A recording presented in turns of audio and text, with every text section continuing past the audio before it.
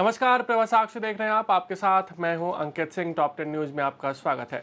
सामरिक मामलों के एक विशेषज्ञ ने बुधवार को कहा कि भारत ने ऑपरेशन सिंदूर के जरिए एक नया राष्ट्रीय सुरक्षा सिद्धांत पेश किया और आतंकवादी बुनियादी ढांचे को नष्ट करने एवं पाकिस्तान पर अपनी सैन्य श्रेष्ठता दर्शाने के लिए सामरिक उद्देश्यों को पूरा करने से भी आगे जाकर बेहतर प्रदर्शन किया। अमेरिकी think tank modern war institute में अर्बन वॉरफेयर स्टडीज़ के अध्यक्ष जॉन स्पेंसर ने कहा कि भारत ने 7 मई को शुरू किए गए अपने ऑपरेशन सिंदूर के तहत पाकिस्तान में किसी भी लक्ष्य पर अपनी इच्छानुसार हमला कर सकने की अपनी क्षमता का प्रदर्शन किया और सीमा पार आतंकवाद के लिए चेतावनी वाली नई रेखा खींचकर उसे लागू किया। राजस्थान के सीमावर्ती जिलों में पड़ोसी देश द्वारा जासूसी किए जाने को लेकर बढ़ती चिंताओं के बीच प्रशासन ने सुरक्षा व्यवस्था को चाक चौबंद करने के लिए और कदम उठाए हैं।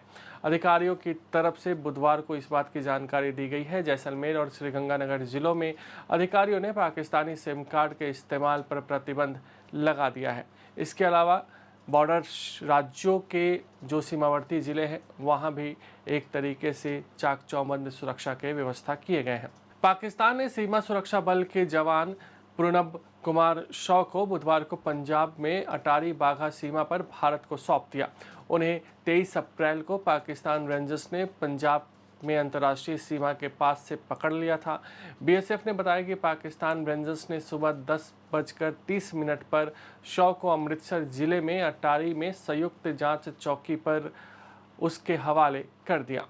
राष्ट्रपति डोनाल्ड ट्रंप ने भारत और पाकिस्तान के बीच संघर्ष खत्म कराने में अमेरिका द्वारा मध्यस्थ की भूमिका अदा करने का दावा फिर से दोहराया है। ट्रंप ने कहा कि वाशिंगटन भारत और पाकिस्तान के साथ मध्यस्थ के तौर पर शामिल हुआ था। ट्रंप ने साथ ही कहा कि जो कुछ हो रहा था वह उन्हें अच्छा नहीं लग रहा था और इसलिए उन्होंने दोनों देशों को शांति बनाए रखने के लिए राजी किया। रक्षा मंत्री राजनाथ सिंह भुज एयरबेस का दौरा करेंगे। वे शुक्रवार को भुज पहुंचेंगे। सूत्रों ने इस बात की जानकारी दी है। उन्होंने बताया है कि रक्षा मंत्री शुक्रवार और शनिवार को 2 दिनों के लिए गुजरात में भारत पाकिस्तान सीमा का दौरा करेंगे। प्रधानमंत्री नरेंद्र मोदी ने बुधवार को सुरक्षा मामलों की कैबिनेट समिति की एक बैठक की अध्यक्षता की। वह भारत और पाकिस्तान के बीच सैन्य कार्रवाई रोकने की सहमति बनने के बाद सीसीएस की यह पहली बैठक थी। इस बैठक में प्रधानमंत्री के साथ रक्षा मंत्री राजनाथ सिंह, गृह मंत्री अमित शाह भी मौजूद रहे। वहीं रक्षा मंत्री राजनाथ सिंह ने देश के अन्य शीर्ष अधिकारियों के साथ पाकिस्तान से लगती सीमा पर राष्ट्रीय सुरक्षा परिदृश्य को लेकर भी व्यापक समीक्षा की। पाकिस्तान के प्रधानमंत्री शहबाज शरीफ बुधवार को सियालकोट स्थित पसरूर छावनी में पहुंचे और वहां भारत के साथ हालिया संघर्ष में शामिल सैन्य अधिकारियों और सैनिकों से बातचीत की। सियालकोट में पसरूर छावनी लाहौर से लगभग 130 किलोमीटर दूर है। अंतर्राष्ट्रीय मुद्रा कोष ने पाकिस्तान को विस्तारित कोष सुविधा कार्यक्रम के तहत 1.02 अरब अमेरिकी डॉलर की दूसरी किस्त वितरित कर दी है। पाकिस्तान के केंद्रीय बैंक ने बुधवार को यह जानकारी दी है। पाकिस्तान को इस सहायता कार्यक्रम की दूसरी किस्त ऐसे समय पर दी गई है जब आईएमएफ पाकिस्तान के आगामी बजट पर ऑनलाइन माध्यम से चर्चा कर रहा है। कांग्रेस के महासचिव सचिन पायलट ने केंद्र सरकार से भारत और पाकिस्तान के बीच मध्यस्थता को लेकर अमेरिकी राष्ट्रपति डोनाल्ड ट्रंप की टिप्पणी पर अपना रुख स्पष्ट करने को कहा है।